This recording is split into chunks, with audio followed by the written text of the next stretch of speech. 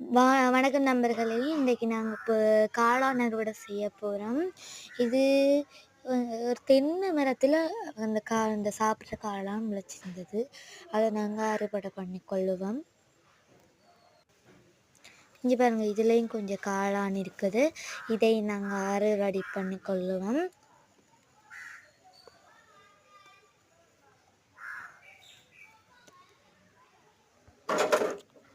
அடுத்தது இந்த வெள்ளாரை தான். இது நிறைய இருந்தது. இதையும் நாங்கள் கொஞ்சம் பிடுங்கிக் கொள்வோம். இது குடை ஷேப்பில் இருக்கும், தட்டையாக இருக்கும், வட்டமாக இருக்கும். இதைத்தான் நாங்கள் அறுவடை பண்ண போகிறோம். பாருங்க இதில் ஒரு கொத்து அளவுக்கு வந்துட்டு இதில் இன்னும் கொஞ்சம் இருக்குதா, இதையும் நாங்கள் அறுவடை செஞ்சு கொள்வோம்.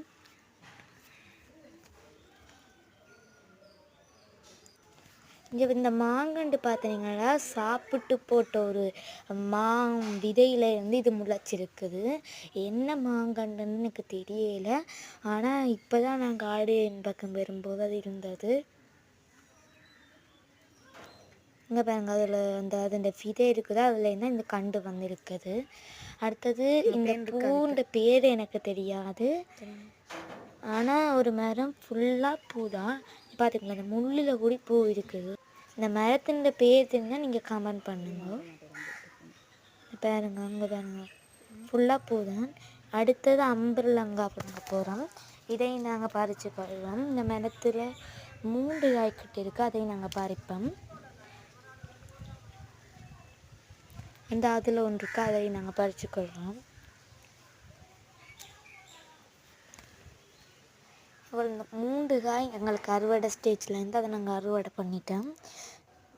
இப்போ தான் பூ கொஞ்சம் வச்சு கொண்டிருக்குது. இந்த 3 காயும் காணும்.